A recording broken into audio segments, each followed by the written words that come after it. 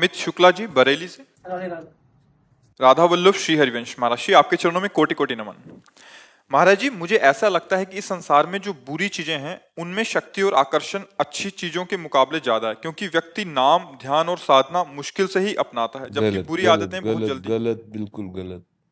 जैसा सोचोगे माया का वैसा ही प्रभाव पड़ता है। लोहे का चुंबक लोहे की ही वस्तुओं को घसीटता है। इससे ये सिद्ध नहीं हो गया कि बहुत पावरफुल है कि वो हीरा को भी घसीट लेगा, चांदी को भी घसीट लेगा, स्वर्ण को भी घसीट लेगा। उसमें पावर नहीं है, समझ। तो हमारी बुद्धि इस समय माया आकर्षित है, माया से ग्रसित है, तो असत वस्तुओं का महत्व बढ़ रहा है। नहीं तो अहंकार की बात नहीं है। त्रिभुवन का कोई भी सुख ऐसा नहीं है जिनका चित्त भगवान में जुड़ गया है और घसीट के दिखा दे। चैलेंज है माया को, क्योंकि भक्ति का और भगवान का आश्रय है। एक नहीं, शास्त्रों ऐसे महात्मा, ऐसे महापुरुष हैं।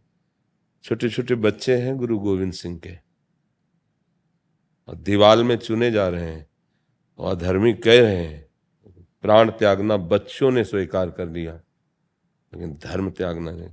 कहाँ आकर्षण है? दिखाई दिया? बच्चे हैं, क्या आकर्षण है? न जीवन का आकर्षण है, न भोग का आकर्षण है, न परिवार का आकर्षण है। देशभक्ति का आकर्षण है, मर मिटने का आकर्षण है। तो हम लोग थोड़ा बहुत नीचे स्थिति में है ना, तो वो बात समझ नहीं पाते। भगत सिंह फांसी के फंदे को चूमते हैं और जय हिंद कहकर, कहाँ आकर्षण है? देशभक्त हैं, देश को भगवान माना और उसके लिए अपने हाथ से गोली से अपने शरीर को उड़ा लिया। चंद्रशेखर आजाद ने उड़ा दिया ना। हमारा महत्व कहाँ है, ये हमारा हृदय विषय जानता है। देखो, अगर हम गंदे यंत्र वाले अंदर है ना, मन बुद्धि चित्त, तो हमको सब गंदा नजर आएगा। हाँ, ये जरूर है कि जैसे पूर्वाभ्यास हमारा गंदे बातों का है, अब हम अच्छी बातों पे चलना चाहते हैं तो प्रभाव नहीं पड़ रहा, क्योंकि मलिन है ना। अब जंग लगी हुई है, थोड़ा जंग छूटे तो प्रभाव दिखाई दे। सत्य त्रिकाल सत्य है, असत त्रिकाल असत है। अब असत का इतना जोर का प्रभाव पड़ा है कि हमें ऐसा लगता है कि 10 साल सत्संग करे और 5 मिनट कुसंग करे, तो 5 मिनट का कुसंग 10 साल के सत्संग पर पानी फेर देगा। तो फिर निर्णय निकाला गया कि 10 साल सत्संग से ज्यादा पावरफुल कुसंग रहा। ऐसा नहीं है, वो अभी 10 साल से सत्संग कर रहा है, लेकिन दसियों हजारों जन्म से कुसंग कर रहा है। उसका अभ्यास कुसंग का बहुत जोर का है, अभी सत्संग का नहीं आया है। इसलिए हमारा दृढ़ विश्वास, हमारा चिंतन यदि प्रभु के प्रति है तो असलियत में समझ में आ जाएगा कि है क्या क्या सुख है संसार का जो हमें आकर्षित करता है। आप देखो, एक एक सुख का ऑपरेशन करो। रुपया, आपके यहां तक रुपया जमा कर दिया जाए, आपको खड़े कर दिया जाए, रुपया आसपास, अब न भोजन मिलेगा, न पानी मिलेगा, न कमरे से बाहर जाओगे, रुपया ही तुम्हारे पास है। क्या करोगे? 10 घंटे, 20 घंटे, 40 घंटे के बाद चिल्ला के कहोगे कि मुझे पानी पिला दो, मुझे भोजन पवा दो, ये सब रुपया ले जाओ। मतलब खत्म रुपये का मतलब ना। चलो, अब पानी और भोजन रख करके आपको कमरे में बंद कर दिया गया, फिर कुछ समय बाद आप चिल्ला के कहोगे सब हटा दो, एक बार मुझे बाहर खुली जगह में सांस लेने दो, मुझे मिलने दो। चलो, खुली जगह में तुम्हें छोड़ दिया गया, ना भोजन, ना पानी, ना कोई व्यवस्था, और उसकी साथ एक एक चीज का ऑपरेशन लो, उसमें आप ऊब जाओगे।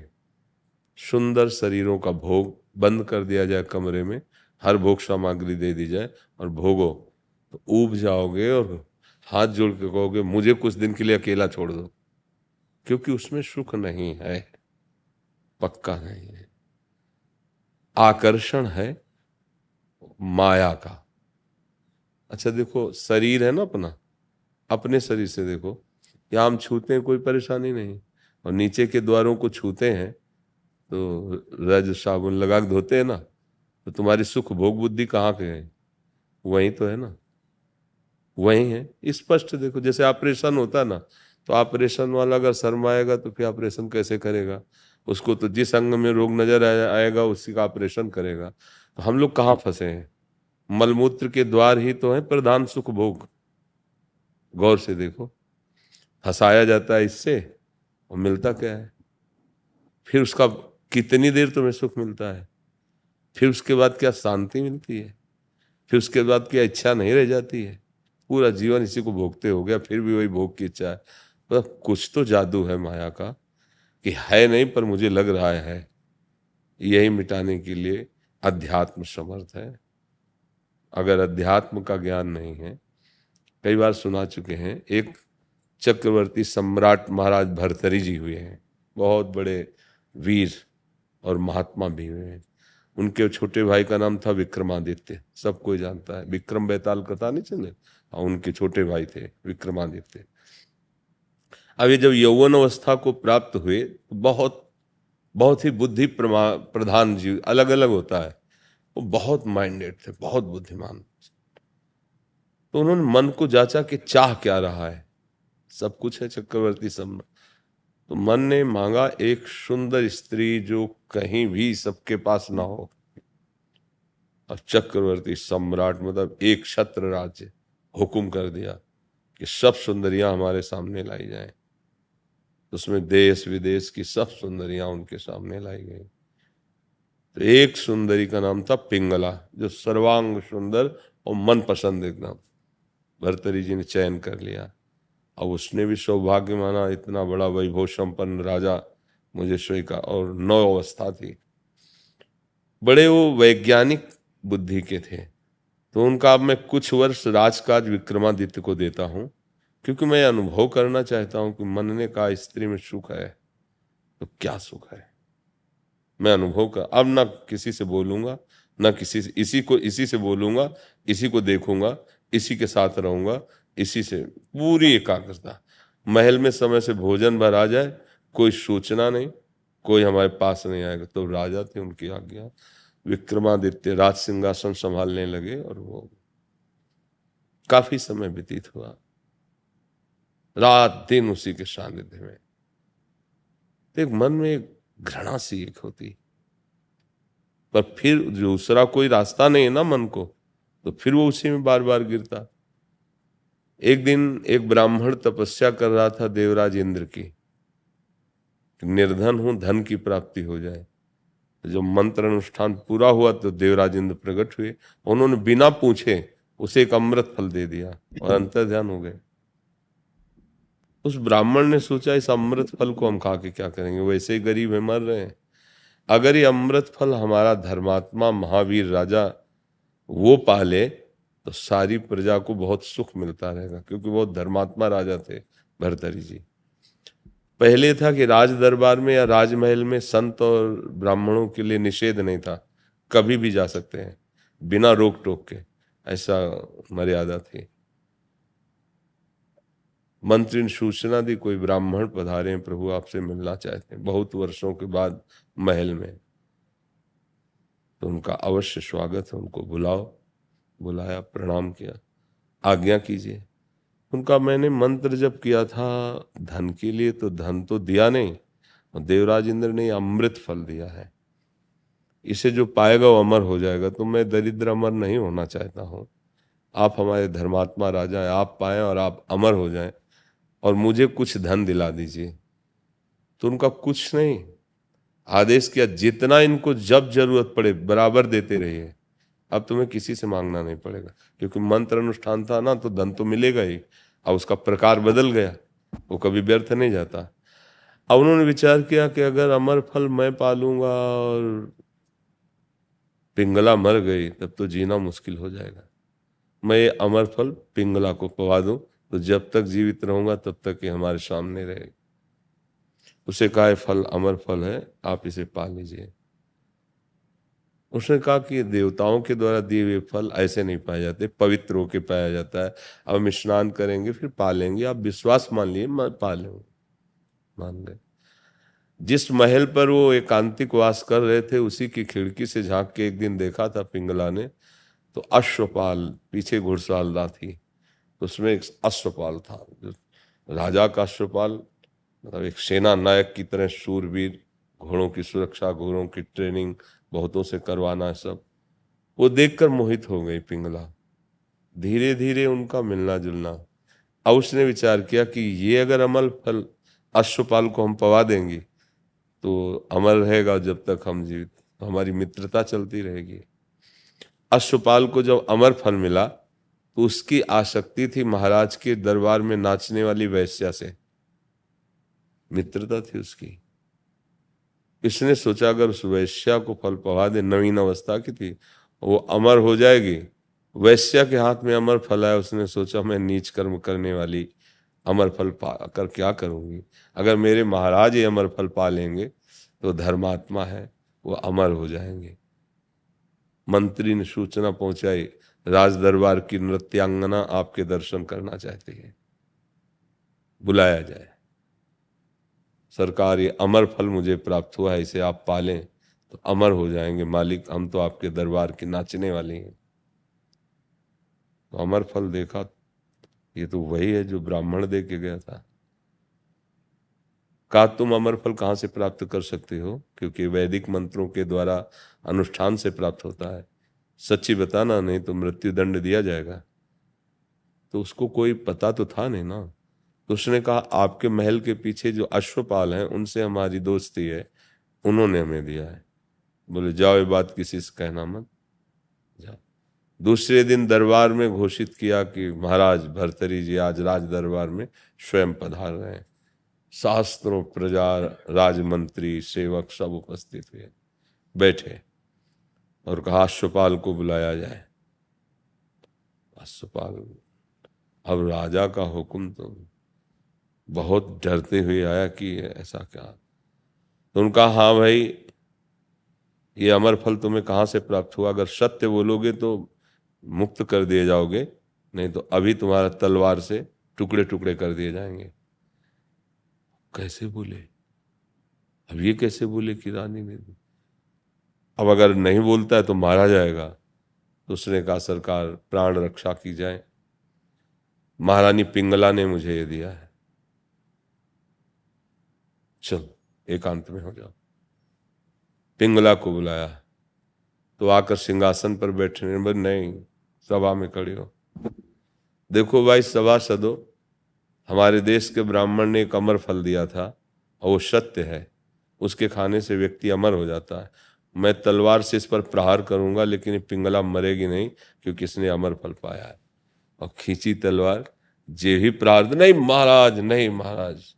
वो क्यों, तुम्हें संशय है क्या ब्राह्मणों के तप और उस दैवी फल से?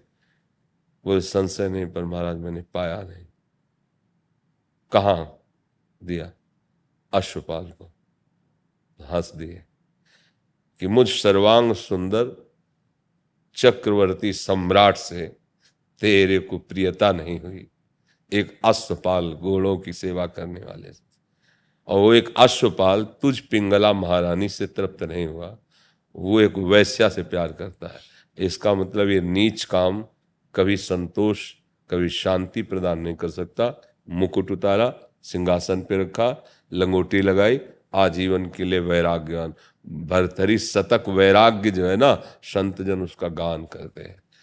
ये है जो माया का आकर्षण है। ये ऐसा लगता है इसमें सुख है, उसको लगता है उसमें सुख है, उसको लगता है उसमें, पर सुखी कोई नहीं है। सुखी वही है जो भर्तरी जी की तरह संसार का राग छोड़कर भगवान के चरणों का आश्रय ले लिया, भगवान का भजन। हाँ, कुसंग का प्रभाव इसलिए अधिक पड़ता है, लगता है, क्योंकि हम अभी तक बराबर कुसंग ही करते रहे हैं। जब से सृष्टि हुई तब से अभी तक हम सत्संग नहीं किए। अगर सत्संग किए होते तो हमारी आध्यात्मिक उन्नति हुई होती। तो इसलिए बकाया उसमें महत्व नहीं है। रुई जैसा पाप का पहाड़ हो, एक चिंगारी लगे भस्म हो जाएगी। भगवान का नाम, भगवान का रूप, भगवान की लीला, यही हमें बचाती। नहीं तो बहुत गलत आकर्षण है। देखो आप, देखो आप, मतलब क्या उनकी व्याख्या करें। संतानोत्पत्ति भगवान की सृष्टि पूजा है, इसलिए गृहस्थ धर्म में उसका विधान है। पर व्यभिचार करना पराई स्त्रियों से या अन्य शरीरों से ऐसे गंदे ये तो सब नारकी गतियां हैं, इनमें दुर्गति हो जाती है। तो आपको समझ में आया जी? स्मृति शर्मा जी। राधे राधे श्री हरिवंश। राधे राधे महाराज जी, आपके चरणों में कोटि कोटि नमन।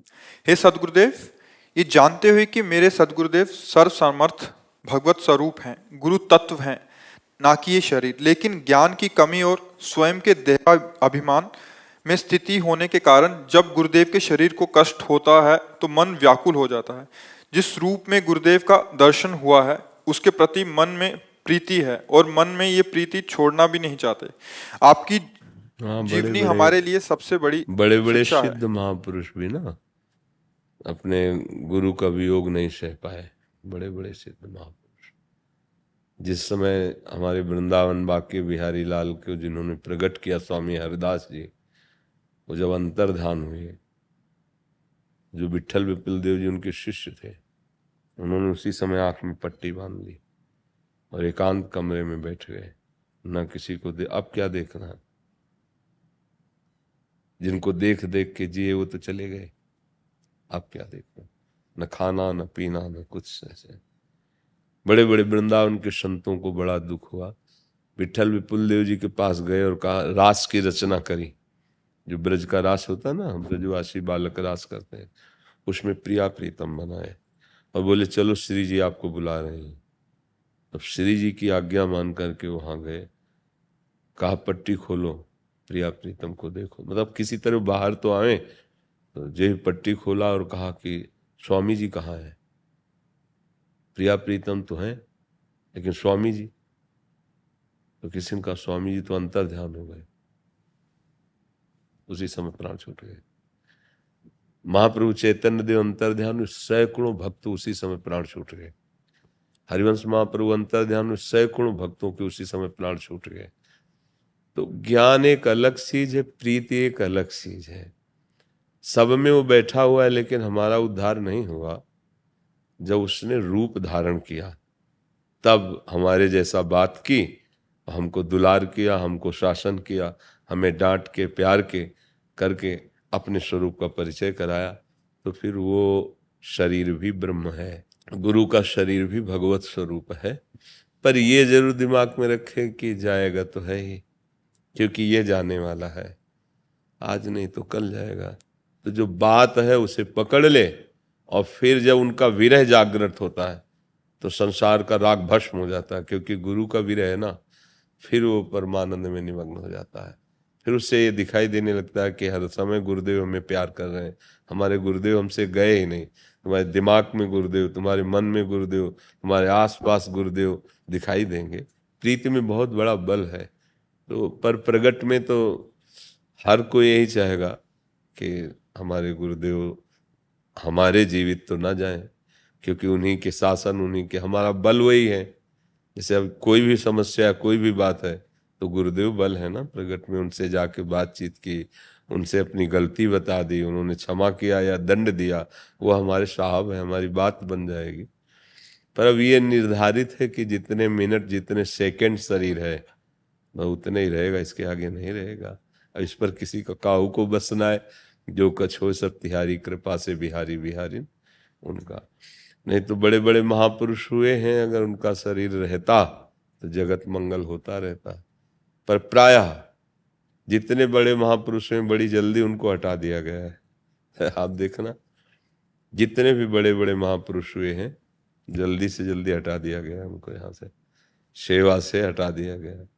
चाहे वो बड़े बड़े महापुरुष अवतारी हो या जन्म से भजन लेकर स्थिति प्राप्त किए हो, उनको हटा दिया। तो हमें चाहिए कि जैसे दांव लग गया है, सत्संग मिल रहा है, सब बातों का समाधान हो रहा है, तो हम एक अच्छे साधक बन जाए, तो हमें गुरु का सानिध्य अनुभव में आने लगे। नहीं प्रगट में तो वियोग होगा ही, यहाँ का खेल ही ऐसा है।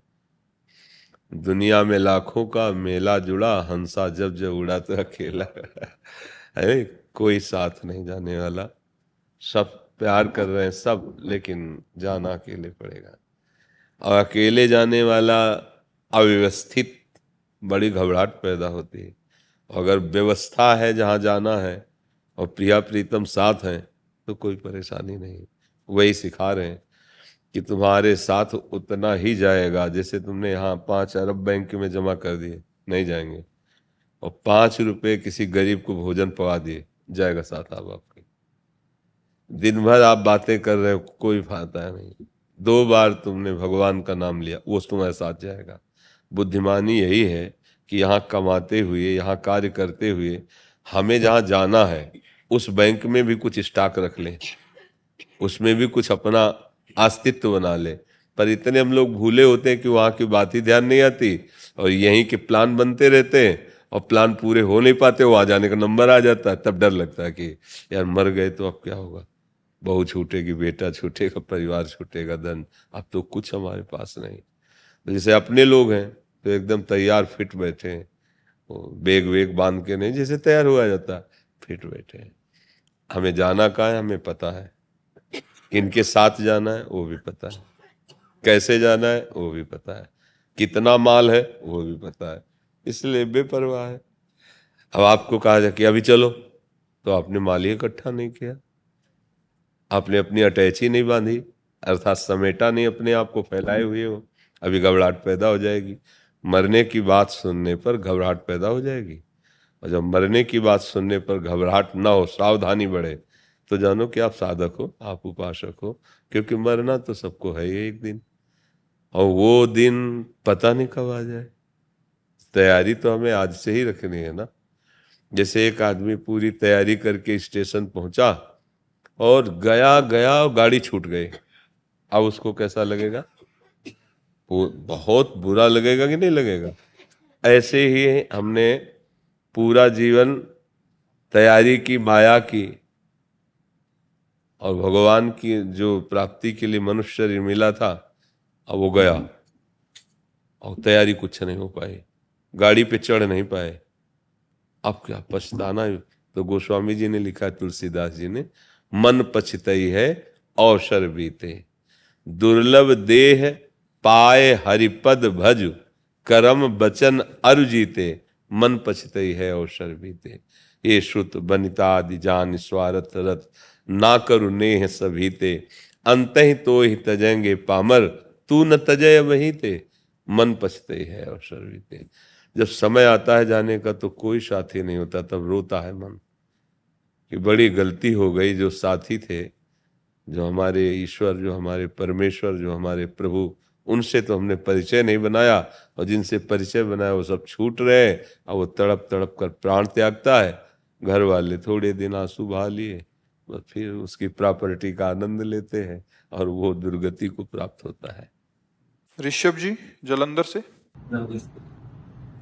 राधा वल्लभ श्री हरिवंश महाराज जी, आपके चरणों में कोटि कोटि प्रणाम। महाराज जी, श्री कृष्ण ने अर्जुन को मार्गदर्शन दिया या अर्जुन ने श्री कृष्ण को ढूंढा? अर्थात हम गुरु की खोज करते हैं, गुरु सही समय पर हमारे पास आते हैं। दोनों बातें हैं। अर्जुन तो भगवान नर नारायण के अवतार हैं। नारायण श्री कृष्ण है और नर अर्जुन है। पता है आपको? ऐसा पता है आपको? नारायणम नमस्कृत्य नरम चैव नरोत्तमम। भगवान नर नारायण के रूप में अवतरित होकर आज भी बद्री नारायण में तप परायण है, उन्हीं से त्रिभुवन की रक्षा हो रही है। वही नर नारायण श्री कृष्ण और अर्जुन के रूप में है। तो हम तुम भी ऐसे ही हैं, भगवान के अंश हैं और भगवान हमारे अंशी हैं। नित्य संबंध है, ये किसी साधना भजन से नहीं। ये है जैसे पिता को पिता कहने के लिए हमें किसी के लायकात की, किसी के सपोर्ट की, किसी की गवाही की जरूरत नहीं है, वो हमारा पिता है। ऐसे प्रभु हमारे अंशी हैं। अब ये बात हम भूल गए हैं। अर्जुन जी ये बात भूले नहीं थे, प्रभु को ही अपना प्रीतम और अपना सखा मानते थे। हाँ, कर्तव्य निर्णय करने में उनको मोह व्याप्त हो रहा था। उस समय प्रश्न किया उन्होंने, पर हमसे सबसे बड़ी गलती हो रही कि हम अपने अंशी को ही भूले हुए हैं। भूले कि नहीं भूले? कोई तो मानने के लिए तैयार नहीं कि भगवान है। कोई अगर मानता है तो ऐसा मानता है कि अगर कोई भगवान हो तो हमारी समस्याओं का समाधान कर दे। भगवान को साधन और भोगों को साध्य, वो भी बात नहीं बनी। यदि आप ये मान लें कि आप भगवान के अंश हैं, ये पक्का है, इसमें कोई संशय नहीं। भगवान कह रहे हैं तो मान लो। गीता जी में भगवान कहते हैं ना, ममैवांशो जीवलोके जीवभूतः सनातनः मनः कष्टानि इंद्रियाणि प्रकृतिस्थानि कर्षति। ऐ जीव, तू मेरा अंश है, मेरा बच्चा है। अब यही बात हम नहीं जान पा रहे कि हम अंश कैसे हैं, हमारी समझ में नहीं आ रहा है, तो हम प्रभु से प्रार्थना करें। बिना गुरु के किसी को भी शुद्ध ज्ञान नहीं होता, चाहे जितना शास्त्र पढ़ लो, चाहे शिव विरंच सम होई, गुरु बिनु भव निधि तरह न कोई। क्योंकि वो अनुभूत युक्तियां गुरु की हमें माया मुक्त करते हैं। शास्त्रों में लिखा तो सब है, पर हम पकड़ नहीं पाएंगे। जब गुरुदेव पकड़ाते हैं तो बात हमारे दिमाग में आ जाती है। तो गुरुदेव को हम पहचान सके इतनी हम में क्षमता नहीं है। विद्यार्थी टीचर की योग्यता का नाप थोड़ी कर सकता है। विद्यार्थी टीचर की योग्यता का नाप नहीं कर सकता कि ये कितना ग्रेजुएट है। वो तो टीचर से बढ़कर कोई हो फिर वो टीचर को देख सकता है। ऐसे हम शिष्य हैं, माया भ्रमित जीव हैं। हम सदगुरुदेव का परीक्षण नहीं कर सकते कि किस कोटि के महापुरुष हैं, क्योंकि उसके लिए जो यंत्र चाहिए वो सब मलिन है, तो पकड़ ही नहीं पाएंगे उसको। तो भगवान से प्रार्थना करते हैं कि हे भगवान, नहीं पता कि आप हमारे अंशी हो, नहीं पता कि आप हमें कितना प्यार करते हो, पर हो, जो भी हो आप हमारे हो, जैसा भी हो मैं आपका हूं। अब मैं जानना चाहता हूं, या तो आप स्वयं आके बताइए या गुरु के रूप में आके बताइए। ये प्रार्थना आप प्रभु से करो, तो या गुरु आके आपसे मिल जाएंगे या आपको गुरु के पास पहुंचा दिया जाएगा, क्योंकि सर्व सामर्थ्यशाली प्रभु है। अर्जुन जी जब तक प्रभु को अपना मित्र सखा प्रीतम मानते रहे तब तक उपदेश नहीं किया। जब उन्होंने कहा शिष्यस्ते हम साधिमाम त्वं प्रपन्नम, मैं आपका शिष्य हूं और आपका शरणागत भी हूं, अब आप मुझे बताइए कि मैं इन रिश्ते नातेदारों को, चाचा ताऊ का गला काट करके क्या कल्याण को प्राप्त हो जाऊंगा? तो पूरी गीता भगवान ने फिर सुनाई है। हमसे कम ही हो सकती, क्योंकि हम नहीं जानते, हम किसी पाखंडी को भी मान सकते हैं।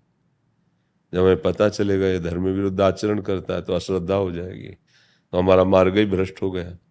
जिसको गुरु बनाया जब वहीं श्रद्धा नहीं रह गई तो अच्छा, एक जगह श्रद्धा बिगड़ी तो फिर जहां जहां दृष्टि जाएगी वहां वैसे ही लगेगा कि यार यहाँ भी तो फ्रॉड नहीं है, यहाँ भी तो नाटक नहीं चल रहा माया का, है कि नहीं? तो हम सर्वज्ञ भगवान के ऊपर ये बात छोड़ दें, और वो जब मिलाएंगे तो फिर ऐसा मिलाएंगे कि तुम छोड़ना भी चाहो तो नहीं छोड़ सकते। तो इसलिए हमें लगता है सबसे पहले भगवान से प्रार्थना करनी चाहिए कि हम आपको पाने के लिए जो रास्ता चाहते हैं वो आपसे ही चाहते हैं। या तो आप प्रगट में हमारे अंदर उपदेश दीजिए या गुरु रूप में आकर बाहर से उपदेश दीजिए, बढ़िया काम बन जाएगा, इसमें कोई संशय। तो हमारी सबसे यही प्रार्थना है जाते जाते कि शराब मत पीना, मांस मत खाना। अगर गृहस्थ हो तो अपनी पत्नी से प्यार करो, पत्नी अपने पति से प्यार करे। व्यभिचार पराई स्त्रियों से, पराये पुरुषों से, ये नरक पहुंचा देगा, हर सुख सुविधा में आग लगा देगा, तुम्हारा परिवार अशांत रहेगा, तुम्हारा मन तुम्हें मारने के लिए तैयार हो जाएगा। मारने का मतलब जो शरीर नष्ट करने की भावना आती है ना, अब क्या करूं, अब तो एक ही उपाय दिखाई देता है, बचना। ज्यादा भजन ना हो कोई बात नहीं है, गृहस्थी में हो, पर ये चीजें छोड़ दो। शराब पीना, व्यभिचार करना, मांस खाना और गंदी बातें देखना सुनना, और जितना बने रामकृष्ण हरि नाम जप कर लो। भगवान बड़े कृपालु, आपके पास बहुत सी सेवाएं हैं गृहस्थ में, और उन सब सेवाओं को भगवद अर्पित कर दो, इसी से आपका मंगल हो जाएगा। भटकने की, भागने की, दौड़ने की जरूरत नहीं है। वो दौड़ के खुद तुम्हारे पास आ जाएगा। सच्ची निष्ठा में रहो, सच्ची निष्ठा में वो गले पकड़ कर तुम्हें दे जाएगा। सत्य वस्तु गले पकड़ करके दे जाएगा। वो बहुत प्यारा है, वो सबको प्यार करता है, पर सब उसकी तरफ से पीठ किए और मुख किए संसार की तरफ। केवल भगवान की तरफ सन्मुख होने मात्र से करोड़ों जन्मों के पाप नष्ट हो जाते हैं। सन्मुख होए जीव मोहि जमहि जन्म कोटि नाश होता है। तो हमें लगता है हमारी प्रार्थना आप लोग स्वीकार करेंगे और अच्छे बनेंगे। स्वस्थ रहिए, सुखी रहिए। इस इतना सस्ता जीवन मत निपटाइए गंदे आचरणों में। उज्जवल भविष्य वाले बनिए। आप सुखी रहिए और औरों को सुख पहुंचाइए। माता पिता तुम्हें देखकर गर्वित हो कि हमारा पुत्र ऐसा है। ऐसे आचरण न हो कि वो जल जाएं देख करके, है नहीं। बहुत कृपा करिए। आप माला पहनाओ इनको, भगवत पार्षद। निरहंकार तो भक्ति को ऐसी कृपा करो, निरहंकार घड़ी घड़ी आ जाए भाव। वो भी श्रीनाथ जी के चरणों में दे दो, क्या जाता है। ये अभिमान निरंतर बढ़ता रहे कि श्रीनाथ जी मेरे स्वामी, मैं उनका सेवक। हम अहंकार को मोड़ देते हैं। अस अभिमान जाय जन भोरे, मैं सेवक रघुपति पति मोरे। ये हमें अहंकार हो जाए कि प्रभु मेरे और मैं उनका दास। अहंकार प्राकृतिक वस्तुओं का बाधक है, लेकिन चिदानंद का नहीं। प्रभु श्रीनाथ जी चिदानंद हैं और वो हमारे हैं। इस बात का हमें अहम हो तो हमें कोई परेशानी नहीं है। आपने संतों का नाम बढ़ा दिया। पहले हम लोग यात्रा करने में डरते थे, लोग कहते थे, लेकिन जब से संतों का बहुत सम्मान बढ़ गया। जिन्होंने मान का त्याग करके भगवान से अपनी तन्मयता की है, तो सम्मान योग तो वही है। हाँ, और संतों के स्वभाव में सम्मान की प्रियता रहती ही नहीं है। सम्मान निरादर, आदर ही सब संत सुखी विचरंत नहीं। उनके लिए सम्मान कोई खास बात नहीं होती, नहीं। हाँ, सम्मानम कल्याति घोर गरलम नीचापमानम सुधा, श्री राधा मुरली धरो भज सके वृंदावन माँ त्यज। सम्मान को घोर विष के समान देखे, नीच पुरुषों द्वारा किया हुआ अपमान अमृत के समान समझे, राधा मुरलीधर का निरंतर भजन करते हुए भिक्षायाटन से अपने उदर का पोषण करते हुए व्यतीत करे। ये परमहंसों का स्वरूप है। जहाँ जहाँ मान प्रिय लगने लगा, तहाँ साधुता खसक जाती है, चली जाती है। जो भगवान की प्राप्ति की स्थिति है ना, उसमें सबसे पहला लक्षण है मान का त्याग। निर्मान अमोहा जित संग दोषा, अध्यात्म नित्या विनिवृत्त कामा, द्वंद्वैर विमुक्ता सुख दुख संगई गच्छन्त मूढ़ा। हाँ, अब इसको मान को देखो, बड़ी सूक्ष्मता से देखो। बड़ा सूक्ष्म विषय है कि हमें आसन दिया जाए तो हम आसन का त्याग कर देंगे, जमीन पे बैठेंगे। पर उसमें भी एक छुपा रहता है कि ये सब देखे कि मैं मान त्यागी हूं। अंदर से बड़ा धैर्य है, देखो आसन को भी नहीं ग्रहण किया। अगर मान प्रिय है तो बड़े से बड़े मान का त्याग किया जाता है मान की पुष्टता के लिए। ये बड़ा सूक्ष्म विषय है, समझ रहे। ये जो मान है ये हृदय का बड़ा सूक्ष्म विषय होता है। बड़े बड़े मान पत्र और बड़े बड़े माननीय सिंहासनों का भी त्याग करके जमीन में बैठा जाता है मान की ही पुष्टता के लिए। अगर मान का भाव नष्ट है तो चाहे चक्रवर्ती सिंहासन पर उसे बैठा दिया जाए या धूल दूसरी फुटपाथ में बैठा, उसको कोई फर्क नहीं पड़ता। दोनों स्थितियों में वो महान अपने स्वरूप में स्थित रहता है। अमोहा, ना अपने शरीर से मोह और न किसी भी शरीर से मोह। साधु का व्यवहार सरस होता है पर हृदय बहुत, हाँ, व्यवहार उसका सरस होगा पर हृदय जो उसका होगा, जैसे लोक में कहा जाता है कि व्यवहार बड़ा कठोर होता है पर हृदय सरस होता है, नहीं, अभी समझ नहीं पाए। साधु का जो निरपेक्ष होता है, जो किसी की अपेक्षा नहीं है, निष्प्रिय होता है, तो वो बाहर से तो व्यवहार ऐसा, लेकिन अंदर से वो अपने आप में एकदम कूटस्थ है, असंग है, कोई भी रंग उसके हृदय में स्पर्श नहीं कर सकता। बाहर से व्यवहार में ऐसा लगेगा कि स्वामी जी हमको सबसे ज्यादा प्यार करते हैं। से पूज्य श्री प्रभुदत्त ब्रह्मचारी जी महाराज जी जी श्री जगत गुरु शंकराचार्य महाराज जी के शिष्य हैं, अलोपी बाग हमारा आश्रम है, जी उम्र के ब्रह्मचारी हैं। लेकिन आपने जिनका नाम लिया महाराज जी, जी। वो बड़े अच्छे संत थे। आप जानते हैं नंग बुधाश्रम स्वामी जी का? नहीं महाराज जानते नहीं, लेकिन सुना है हमने। हाँ, बहुत महाराज दिव्य, मैं नहीं जानता। हाँ बहुत सुना है महाराज। हाँ बहुत।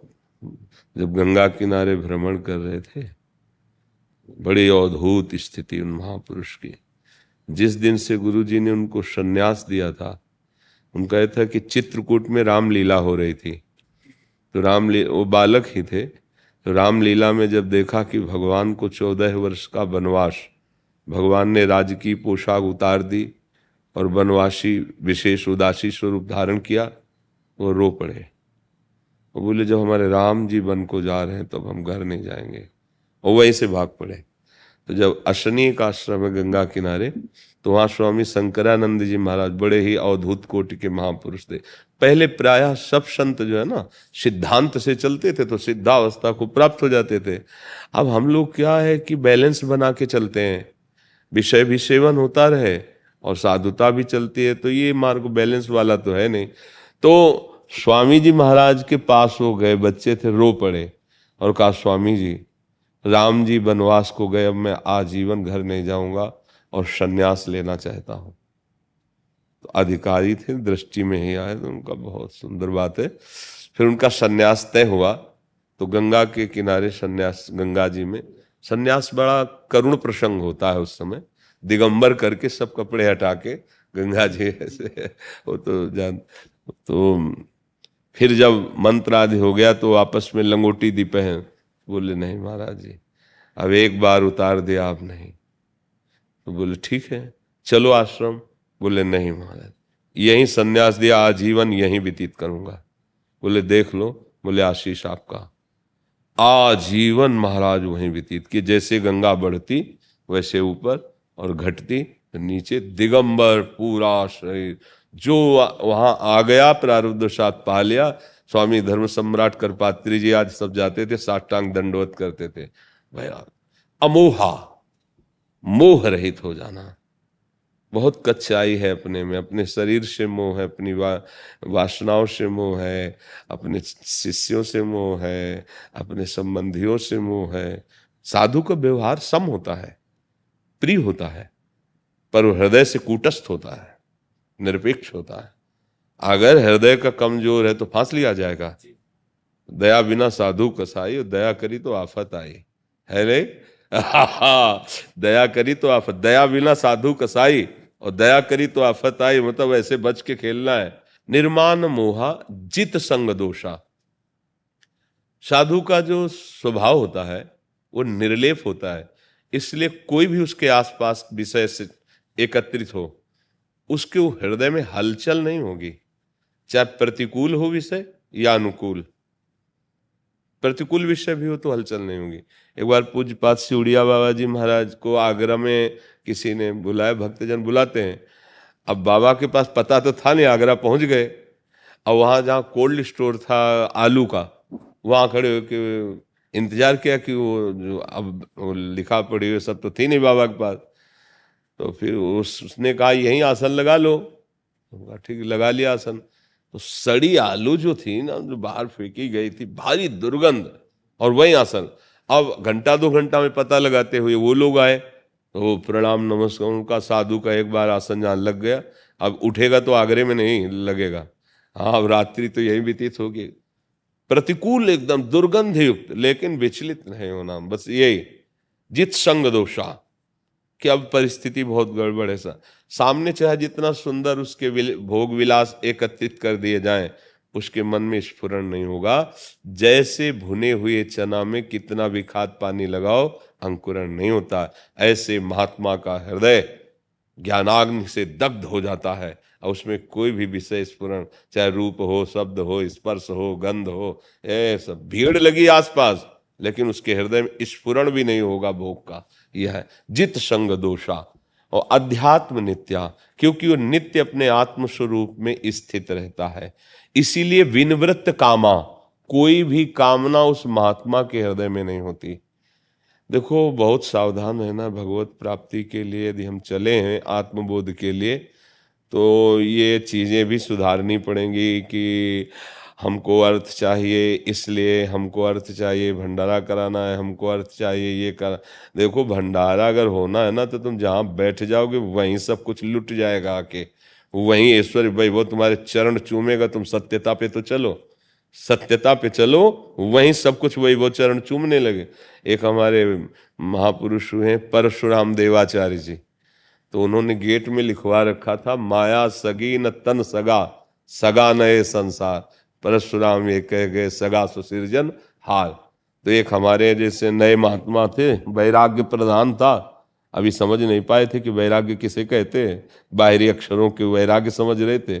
तो गए तो वहाँ गिरदा लगा हुआ था, सब शिष्य मोर पंच डुला रहे थे ऐसे। तो बोले महाराज दंडौत, ये दो आपका है?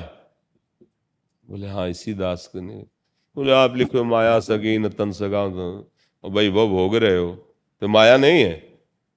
बोले अभी तक तो हमको ज्ञान ही नहीं था, ये आपने सही बताया। कमंडल उठाया चल दिया। बोले चलो महाराज, साथ चल दिए।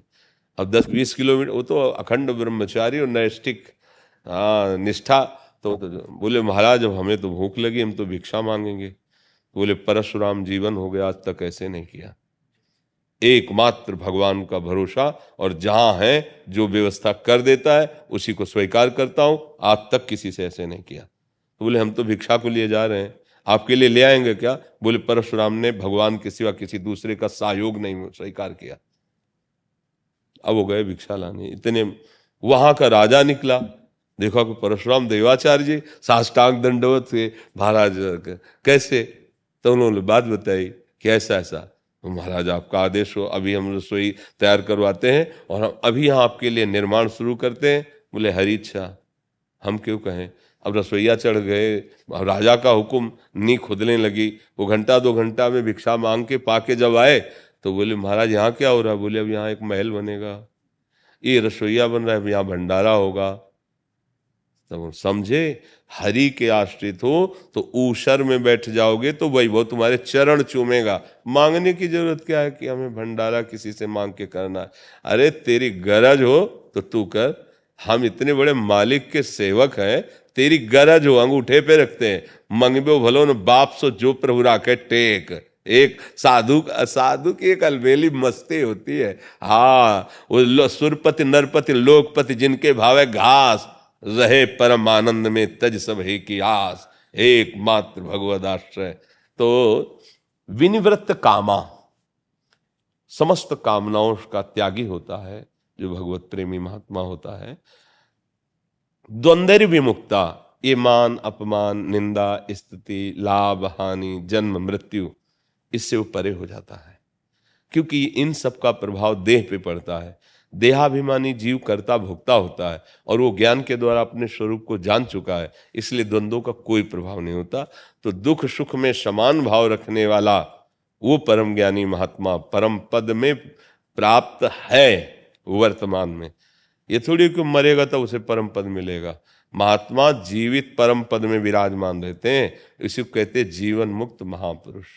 तो अपने सबको हरि की बड़ी कृपा है, जहाँ जहाँ हमारे छिद्र हैं उनको हम बंद करें और अपने परमानंद रस की वृद्धि करें।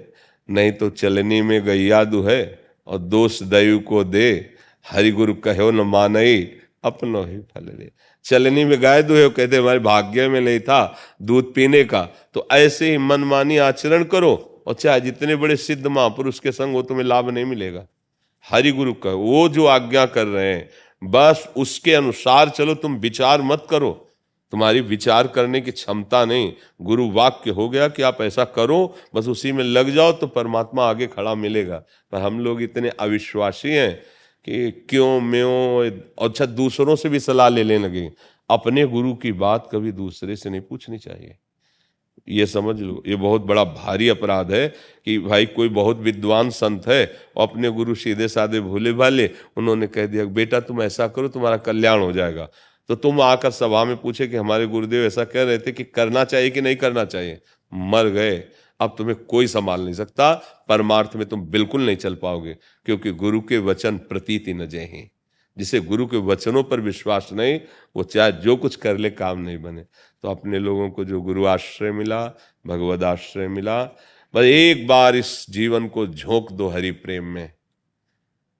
बहुत बार विषयों को भोगा, बहुत बार विषय इकट्ठे किए हैं, अब एक बार जो है काछ वाछ मन निश्चल राखे, धन धन जननी तेरी रे। लंगोट का पक्का, वचन का पक्का, मन का पक्का, पूरे त्रिभुवन पर जय। साधु जानते हो, हाँ, साधु के विजय किससे?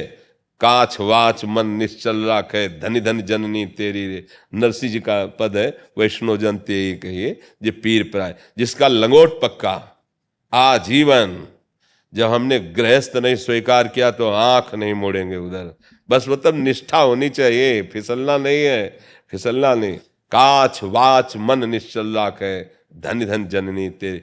मन से प्रभु का चिंतन, वाणी से प्रभु की लीला गायन, और जितेंद्री विश्व को परास्त कर देगा, कोई जोड़ नहीं उसका रहेगा। बहुत भारी वस्तु है रसेंद्री और जनेंद्री पर शासन कर लेना, इसे को धृति कहते हैं। हम लोग चूक जाते हैं, जहाँ ये ढीली पड़ी तहाँ दूसरी ढीली हुई, और दूसरी ढीली हुई तो परमार्थ का प्रतीक नहीं रह गया, नाटक भर परमार्थ का रह जाता है, असलियत में नहीं रह जाता है। इसलिए हम सब भगवान के चिंतन में मगन रहे। हम गिरनार से आए हैं भगवान, गिरनार से भगवान का दर्शन। ये सब हमारे लिए नहीं है। हाँ बिल्कुल बिल्कुल। ये भगवान को, इनका दर्शन भगवान को नहीं देखा है। बहुत ये भगवान है हमारे, उसका स्वाद चल रहा है ना। सूर्य चंद्र, समझ रहे हो ना आप? भगवान सूर्य चंद्र सूक्ष्म चित्रिणी वज्रा ब्रह्म नारी और सहस्त्र, उनकी बात में वो बोल रहे थे कि मैं बड़े आसन पर नहीं बैठा, मैं इनकी श्वास को देख रहा था कि क्या बोल, इसलिए मैं इस पर बैठा। फूल की माला की जरूरत नहीं है, मान का सम्मान का नहीं है, भाई किसी का भी नहीं होता बेटा। हम गिरनार से उसका वीडियो देख के कि कोई संत सतगुरु और ईश्वर जगत से न्यारा है। भगवान ने बोला ना, सब त्याग, लंगोट का पक्का होना चाहिए, मन का चचा होना चाहिए, और गुरु शब्द होना चाहिए। हम भी शस्त्र लेके घूमते हैं, भगवान ने शब्द सब हमको सुना। हम इसका दर्शन के लिए आए, उनको जे किया है ना। देखो कहाँ गिरनार है, जुना अखेड़ा, सिर्फ नाम 10 नाम जुने अखेड़े में। तो मेरा शिष्य उसने बताया कि बाबू भगवान का दर्शन, हम भगवान ढूंढ रहे हैं, हमें तो भगवान इन सब में देखा है, मंदिर में ऐसे ऐसे भाई नहीं देखा। वो बोलते हैं ब्रह्मा जी ऐसा है, शंकर ऐसा है, नारायण ऐसा है, उनके आगे क्या है ये किसी को नहीं। हाँ, मतलब कहने का मतलब है ये एक रास्ता है, लेकिन ये सब बातें लोगों की मगज में फिट हो जाती है, उससे आगे नहीं जा पाती, आगे नहीं जा सकते कोई। किसी एक गुरु वाक्य में इतनी बड़ी सामर्थ्य है कि कोई भी लक्ष्य ऐसा नहीं है जिसको प्राप्त न किया जा सके। गुरु वाक्य ही, और सही पूछो तो गुरु से बढ़कर कोई तत्व नहीं है, और कोई लक्ष्य नहीं है, और कोई वस्तु नहीं है। अगर अपने गुरु में आसक्त हो गया, उनकी वाक्य में, तो सब कुछ प्राप्त हो गया। ये सार बात जो यहाँ की बात है ना, सब समझ गए हम, सब समझ गए। आप पधारो भगवान क्या गिरनार पधारो, એને બધાને લઈને પૂરી વ્યવસ્થા થઈ જશે। એક કરું गिरनार पधारो। आप तो सब कुछ कर सकते हो, कितनी भी ठीक कर सकते हो, सब कुछ कर सकते हो जी। पर इससे होगा क्या, नाशवान शरीर है, आज नहीं तो कल जाएगा ही। हाँ, वो तो कपड़ा तो बदलना ही। हाँ, तो इसलिए इस पर क्यों खर्चा करे। ब्रह्मास्त्र का प्रयोग मच्छर मारने के लिए क्यों करे। नहीं गुरुजन ही संभालते हैं। अरे नहीं, अरे हम सब बच्चे ही। अरे नहीं भगवान, आप बच्चे तो हम हैं आपको मिलने के लिए। अरे भगवान देखो, हमारा जुना खड़ा से शस्त्र और शस्त्र दोनों ही साथ में देते। सुनील कुमार जी हनुमानगढ़ से। प्रणाम महाराज जी, सादर चरण स्पर्श। महाराज जी, आजकल मीडिया और सोशल मीडिया में तरह तरह के गलत विचारों और पाखंड का चलन सा हो गया है कि पूजा पाठ ऐसे करो, ये पूजा पाठ का सही तरीका नहीं है, आप ऐसे करें, ये सही तरीका है। और चैनल और लोगों की अलग अलग विचारधाराएं, जिससे कि भ्रम पैदा होता है क्या सही है और क्या गलत है। और सबसे बड़ा धर्म संकट जब पैदा होता है, माता पिता इन सब कामों को करने को कहते हैं कि सही मार्ग तो भजन मार्ग, भगवत मार्ग है। तो इस धर्म संकट की स्थिति में क्या करें, कैसे इसका सामना करें कि इनको पता लग गया कि भजन सही है, बट माता पिता या रिश्तेदार कह रहे हैं कि ऐसा करो, यहाँ चढ़ाओ, यहाँ। इसमें किसी की सलाह नहीं मानी जाती। जाके प्रिय न राम वैदेही, तजिए ताहि कोटि बैरिशम यद्यप परम शनेहि। तजो पिता प्रहलाद, विभीषण बंधु भरत महतारी, गुरुबल तजो कंत ब्रज बनितन भेमुद मंगलकारी। देखो भैया, अंतर से जब भगवदानंद की अनुभूति नहीं होती, फिर लोग नाटक करने लगते हैं, क्योंकि जिस मार्ग में चले उसमें तो चल नहीं पाए, अंदर के माल खजाना का पता चला नहीं, तो बचा बाहरी सुख। अब उसके लिए नौटंकी नाटक शुरू हो जाता है। अब ये बात तुम्हारी बुद्धि के परे की बात है, तो तुम जान पाते नहीं हो। ऐसे ऐसे बातें बोली जाती हैं, ऐसे ऐसे कि बहुत गुस्सा लगती है कि यार तुम अपना भी नाश कर रहे हो और अनुगामियों का भी नाश कर रहे हो। तुम्हारी पता है कौन सी दुर्गति तुम्हें होगी। आप गए और औरों घालें जो को शत मार्ग प्रतिपालें। हम बैठे प्रवचन कर रहे हैं तो आपके अंदर आस्था और श्रद्धा है, आप एक भाव लेके आए हो कि हमारे जीवन के सुधार के लिए एक महात्मा का संग मिला है, उसके वचन हमें सत प्रकाश दिखाएंगे, सतमार्ग दिखाएंगे। और हम छल भरा वचन बोले आपसे, कपट भरा, तो सबसे पहले दुर्गति हमारी होगी। आपकी तो हो ही जाएगी, क्योंकि कुसंग हो गया, गलत हो। इसीलिए बहुत थोड़ा सोच समझ के सत्संग सुनो। पहले किसी भी सत्संग में जाए, दूर बैठ के सुने, कई बार आचरण देखे, व्यवहार देखे, खूब अंदर से बाहर से टटोल ले कि हाँ बात केवल हरि की है, तो फिर बैठे, नहीं तो दूर रहे। तुमको खुद भरोसा नहीं उसका और हमें भरोसा दिलाने चले हो। तुम्हें खुद राग का त्याग नहीं, हमें वैराग्य सिखाने चले हो। तुम्हें खुद हरि से अपनापन नहीं, हमें हरि से अपनापन कराने चले हो। बहुत कड़ुआ लगेगा ये बातें सबको, लेकिन हम आपको सत्य कह रहे हैं। लाखों में कोई विरला एक होता है जो सत मार्ग में चलने वाला होता है, लाखों में कोई विरला होता है। न राम, न कृष्ण, न हरि, न भगवान नाम, न भगवत मार्ग। ऐसे ऐसे रोगों से निवृत्ति हो जाती है, ऐसे दुखों से तुम निवृत्त हो जाओगे। न थोड़ा भी तुम्हें ज्ञान नहीं है। हम कह रहे कोई भूखा है, कुत्ता भी हो तो उसको रोटी दे दो, तुम्हारा मंगल हो जाएगा। कोई बीमार पड़ा है, उसकी औषधि करा दो, भले पशु हो, मंगल हो जाएगा तुम्हारा। जैसे बने राम कृष्ण हरि नाम लो, तुम्हारा मंगल हो जाएगा। इन सब झूठे बकवासों से कुछ नहीं होने वाला है, कुछ नहीं। 1 टन तेल चढ़ाओ, भगवान से विमुख आचरण करो तो सुख मिल जाए तो बता देना। और 1 बूंद मत चढ़ाओ, राम राम राम राम राम, कृष्ण कृष्ण कृष्ण कर, और कोई तुम्हारा बिगाड़ दे तो मैं बता देना कि तुम्हें समझे में नहीं आ रहा है। ये सब भगवान के पार्षद हैं, जितने नवग्रह आदि हैं। जब आप भगवान से विमुख रहोगे, गंदे आचरण करोगे, तो चाहे जो कुछ करो ये तुम्हारा नाश ही करेंगे। और सही ढंग से चलोगे तो चाहे जितना बुरे स्थान पे बैठे होंगे, कुछ नहीं बिगाड़ सकते। जो पे कृष्ण चरण मन अर्पित तो करी हैं का नवग्रह रंग। तो अच्छा, महीना 2 महीना 4 महीना मंत्र जप लिए, हम इसीलिए तुम्हें ठोक के छाती की बात कहते हैं कि बचपन से ईमानदारी से चले हैं। इतना भी कहीं भगवत कृपा से कोई ड्रामेबाजी नहीं रही, और रात दिन मंत्र जपते रहे, और हालत आप देख रहे हो हमारी। लेकिन हमारा लक्ष्य रहा है भगवत प्राप्ति, भगवान को प्राप्त करना। 2-4 महीने मंत्र जप ले, स्मशान में तो भूत सिद्ध हो जाता है। 10-5 वर्ष ऐसे अच्छे से करे तो यक्ष यक्षिणी ये सब सिद्ध हो जाती है। जो क्या बोल रहे हो, क्या सुन रहे हो, क्या देख रहे हो, लाखों कोस दूर की बात बता सकते हैं। भगवान का भजन कर रहे तो हमारी बात मान लो, कोई लोभ लालच बस नहीं, कुछ किसी की सामर्थ्य नहीं है। आप आए और आपका काम बन गया तो आपको लगा बाबा बड़े सिद्ध हैं, चमत्कारी, तो वास्तविक आप कष्ट सहकर आए संत भगवत भावना की, तो ये आपका पुण्य बन गया ना। संत दरस जिम पातक टरे, तो आपका ही कर्म तो आपके कल्याण का कार्य बना। कोई किसी का कल्याण नहीं कर सकता। कल्याण का मार्ग हम बता रहे हैं, आप ना चलो तो सब बेकार है, और आप मान लो तो आप ही उसके मुख्य धन्यवाद के पात्र हुए, जो आप गलत बातें छोड़कर अच्छे मार्ग में। तो ये तो सब लोग दिमाग में बैठा लो, नहीं कलयुग है, आगे और परेशानी बढ़ जाएगी, सही रास्ता नहीं मिलेगा भगवान के मार्ग का। अब वो एक हितधाम में थे, तो एक ने कहा कि हम बहुत परेशान हैं।